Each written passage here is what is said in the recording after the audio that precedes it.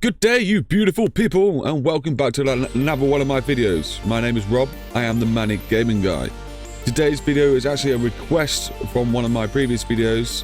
A loyal subscriber of mine, a very regular commenter and inputter. I do appreciate it very much. But this comment is very impressed with my last car, doing 10,000 revs per minute in a V8. It's insane, he says. He says, please do a V12 with 12,000 revs per minute and go crazy with the horsepower. So, this is that car. So I've been testing the car now for a few minutes. Power, it's got a lot of, but grip, I'm not so sure. Seems okay in the straights. But then, well, we do seem to be having a problem here. We do seem to be having a problem. As you can see, I wasn't very impressed with the way the car was being, hence the very short clip. So, what we're going to do now is take a look at the engine I built, and the new car I built to go with that engine that I previously built for this car, but now is in this car. Let's talk engines.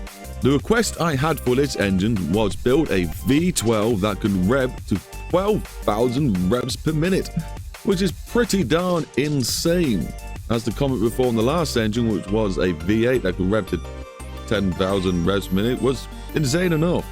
And we've upped it by 2 each way. Let's have a look at this engine and see what it looks like. Tasty. Yeah, you can tell it just about fits in the engine bay.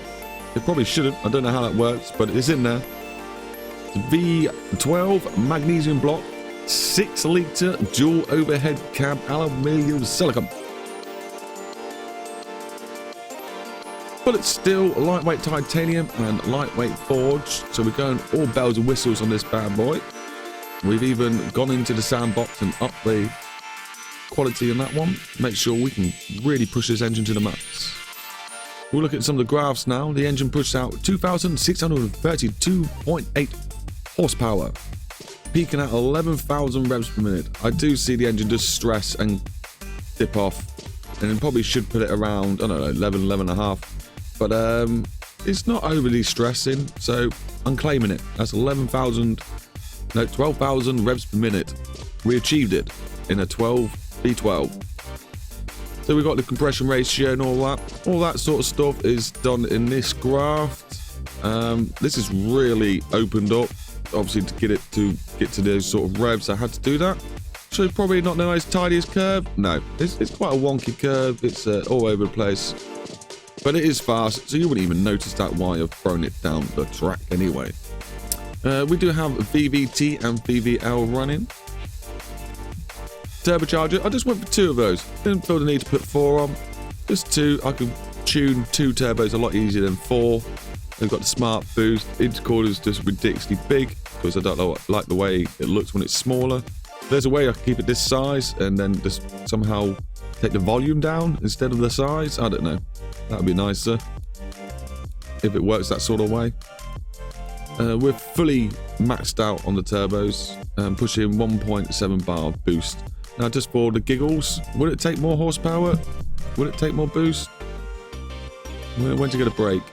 1.8, 1.5. Oh, we're getting somewhere that's going to blow up soon. 1.9. Is it even doing anything to the graft?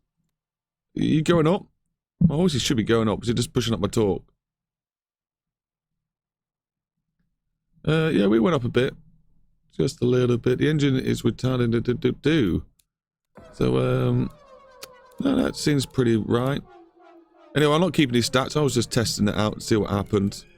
And yeah, we can push it up a little bit more. Let's see what happens with 2.5. Is it gonna blow up? Oh, no, but we are starting to get dropped now. It seems like that's probably the max it wants to give us without changing a lot of other settings like all this malarkey. Anyway, let's keep going. Remember not to export it because I just broke the engine. So here's the beautiful car that I've done. I spent a little bit while doing the detailing. Wanted the old rally headlights at the front. It looks like an SUV sort of size, but I promise you, it's very small. 2.1 meter wheelbase. It's just really highly jacked up. But yeah, got the roll cage on the inside. A little bit of detailing. Not so much detail on the inside. I just wanted it to look like it was an okay car, you know, mostly finished. Enough to play around and make some videos with. Paint was this beautiful purple that I chose and black, so we're going for like a two-tone effect. Drivetrain now. We are on all-wheel drive, manual 6-speed. This car is set to 305 miles per hour. It's insane. Superly insane. It's ridiculous. It's obviously been limited by downforce and drag. But yeah, 2.5 seconds, 0 to 62 miles per hour. Geared LSD. Power distribution is 65 to the front. And I think that's quite important in these sort of cars to have it.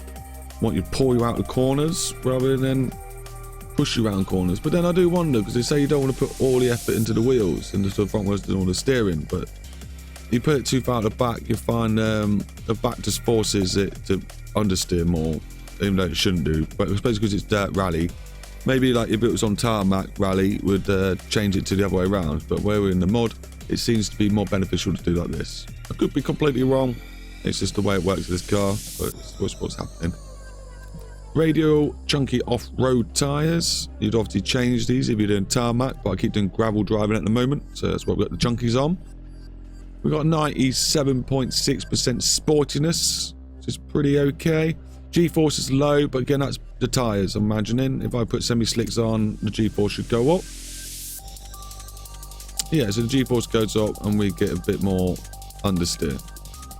And the reason that's happening is because it's basing the wheels not on what they're set for, so it should tune this to mud really.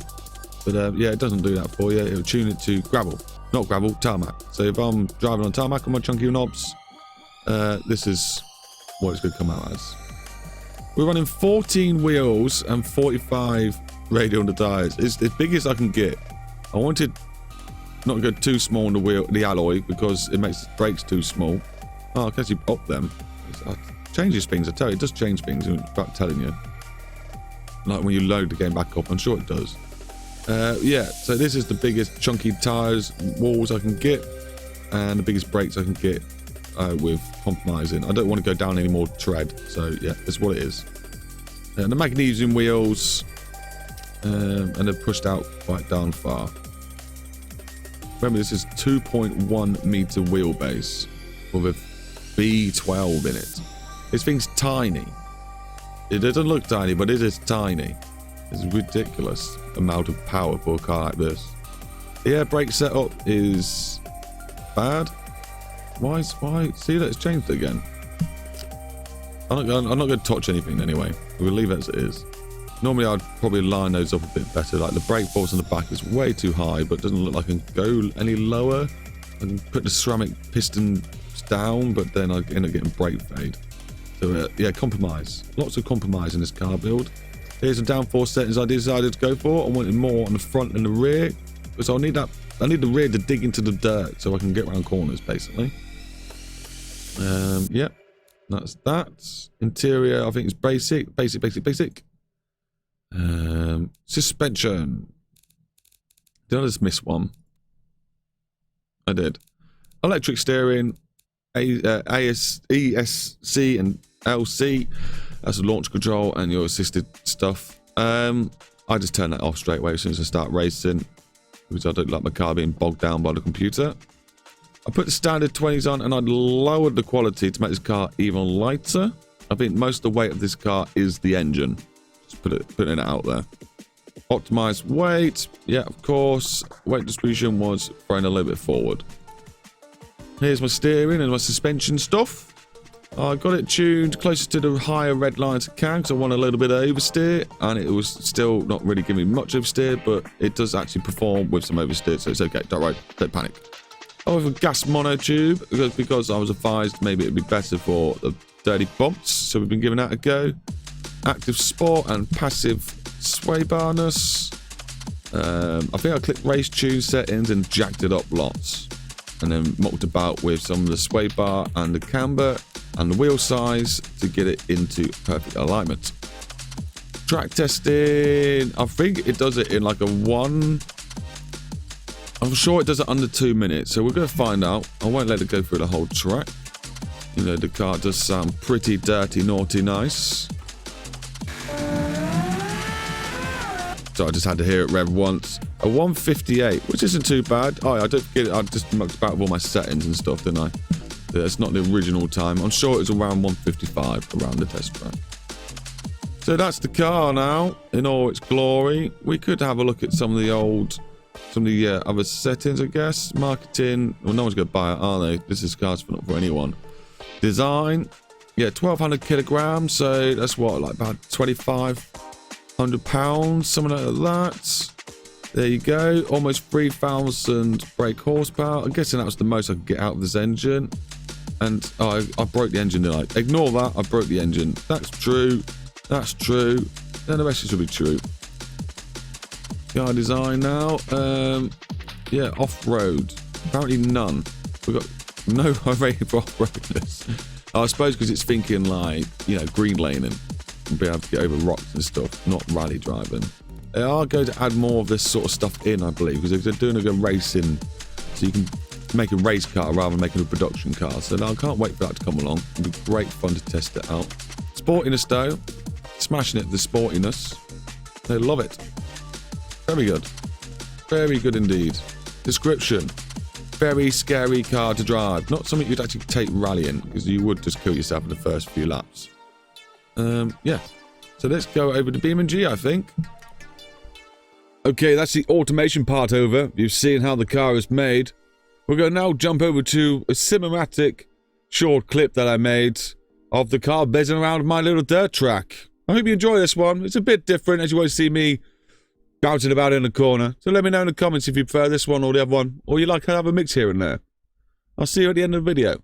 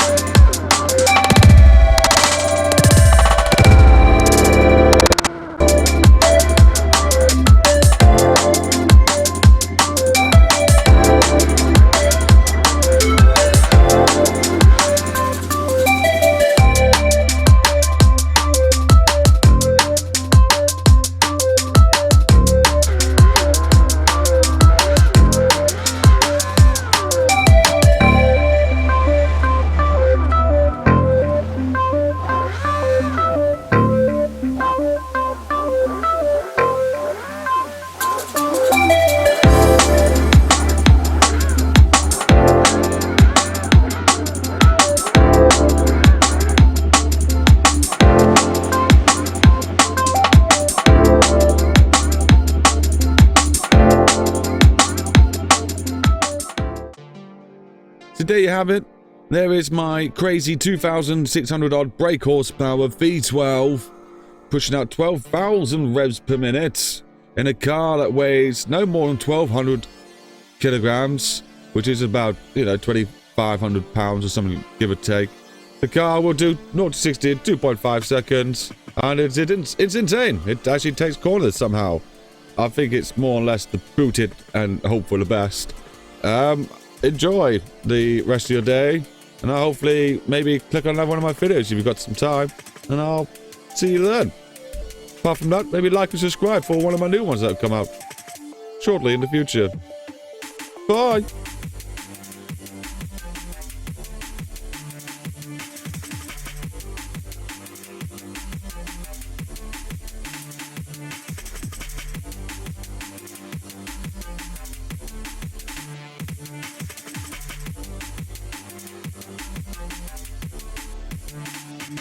One recurring problem with the car. Oh my. That was sort of it. It doesn't really like turning.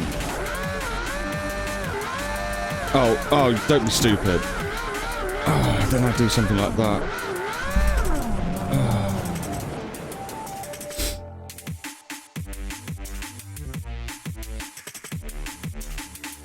Is it just 3 videos you need to make?